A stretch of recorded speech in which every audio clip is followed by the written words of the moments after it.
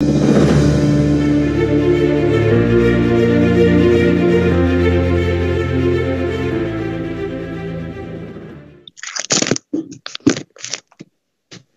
o André Luiz aí colocando um longo caminho percorrido, né, pelo princípio espiritual, desde as cristalizações atômicas, ou seja, das partículas que formaram os átomos e dos minerais, né, porque as partículas formaram os átomos formaram os minerais, os vírus, posteriormente, protoplasma, que é aquele líquido que fica no interior da célula, e a formação das bactérias, das amebas e, nesse momento, aí, protozoários unicelulares, ou seja, de uma única célula, que foram evoluindo, formando as algas e os vegetais.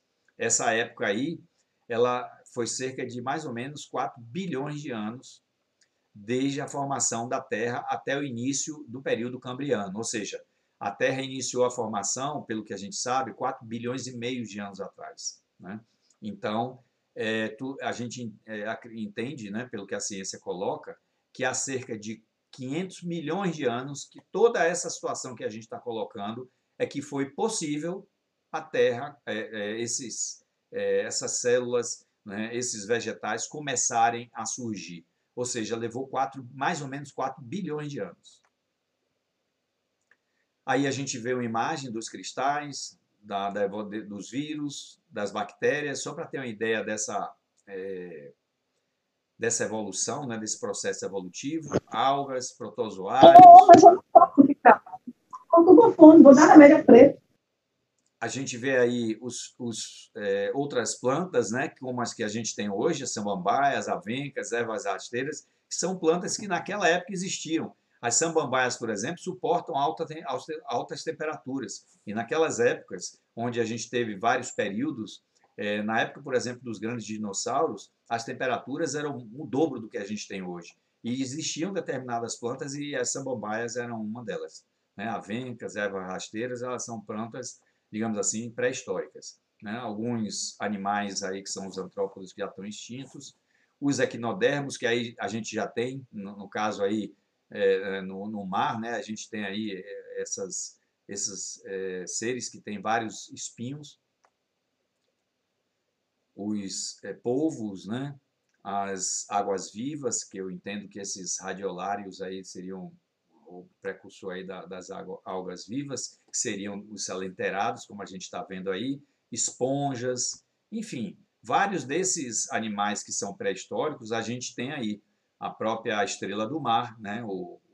A lagosta aí, e o princípio espiritual, nesse momento, ele começou a ensaiar o sistema vascular e nervoso, tá? Esses animais, eles já tinham uma base do sistema vascular, ou seja, dos vasos que levam sangue, do sistema nervoso. É claro que eles não têm ainda isso, mas já tem algo que lembra, que parece isso.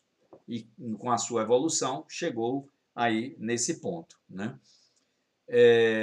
A gente tem aí alguns fósseis, inclusive a gente vê aí na parte de baixo o esturjão, que é um peixe que existe hoje, mas a gente percebe que ele é um peixe que vem lá de trás, né? Que ele é bem antigo. E depois aí os peixes já com esqueleto ósseo. Com 290 a 250 milhões de anos, a gente já vê aí os anfíbios, né? Os peixes transformando em anfíbio, ou seja, já começam a andar na terra. Os maiores anfíbios, as salamandras, que eram gigantes, né, também foram extintas. Depois os lagartos, os grandes répteis voadores, né, que teve um período que as aves elas eram o topo da cadeia, né, e eles levaram um tempo como topo da cadeia. Depois os animais foram se desenvolvendo e aí tiraram as aves do topo da cadeia, conseguiram equilibrar o processo e assumir o topo da cadeia. Mas esse pterodáctilo aí era um das grandes animais voadores, que era assim um terror aí dos outros animais da época, né? A gente vê aí os répteis do período Paremiano, né, 290 a 250 milhões, já mais na frente os primeiros mamíferos, aí a gente já vê que já são 130 milhões de anos, ou seja, 290, 250 para 130 milhões. E a gente percebe a evolução, a jornada do princípio espiritual, né? E o André Luiz diz, né, os rudimentos da reação psicológica superior, ele vai se incorporando às conquistas do instinto e de inteligência. Ou seja, em todo esse caminho, os animais eles vão se aperfeiçoando, ainda que muito assim, de maneira muito primitiva, mas eles vão se aperfeiçoando.